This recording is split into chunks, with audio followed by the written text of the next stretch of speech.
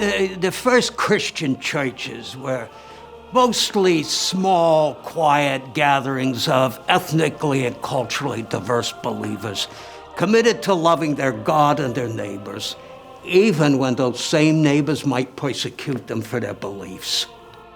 But they were a bunch of dumb idiots. That was 2,000 years ago, and it's time for American megachurches to put the sex back in religious sectionalism.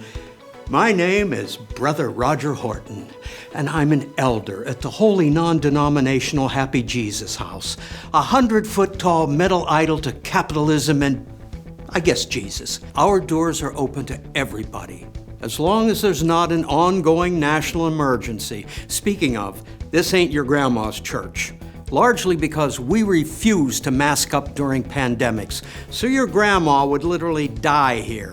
And speaking of old boring crap I wish would die, unlike other churches, we promise to never adhere to things like long-standing traditions or centuries of theological vetting. We'll just sort of do whatever sounds probably Christian. Today's reading is from Second Amendment. Our entirely untrained leader, overseeing the personal lives of thousands, is either 35 years old or doing his best to look like he's 35 years old. With fly-ass shoes so expensive, selling them could house and feed a family for a year.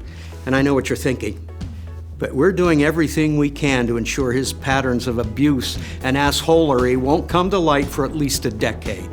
If we're lucky, he'll be dead long before anybody learns about those massages with blessed endings.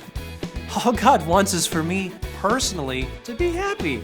And besides, I'm technically married, straight, and a man, which fulfills literally all of the requirements for this position. I mean, can you imagine if I was gay? Before and after a little talk, you'll immediately forget the point of, you're gonna love our rock band. Praise team, fronted by failed musicians. All of our music is inspired by love, God, and U2's Joshua Tree. And don't worry about not knowing the words. They're only about 11 per song, and we'll sing them over and over and over again until they feel profound. Jesus, your love is like water, your love is like water, your love is like water, and maybe a tree. And if by some divine miracle you still can't figure out the lyrics, we'll display them at all times on billion-megawatt projector screens, overlaid with the image of a torture device ancient Romans used to kill criminals. And now, here's some stock footage of racially diverse people singing and clapping, because we want you to believe that our church might have an Asian guy in it somewhere. Which means, if you visit, you're basically a missionary. And all we ask in return is 10% of any money you make, minimum, before taxes, so we can purchase personal jets and contribute to political campaigns that promise to keep us from ever shouldering any tax burden whatsoever. Even if you don't give us any money directly, we're still pretty much getting it. Truly, everything we do is inspired by the intentionally homeless, apolitical friend of prostitutes who told the religious leaders of his day to pay their taxes? That can't be right.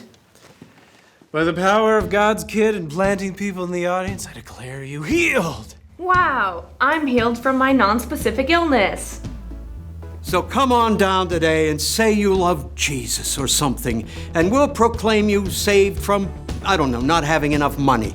To be honest, the super old book we claim guides the entirety of our lives is really long, and who has time to read when we're so busy writing our own books about how God wants us to touch tongues?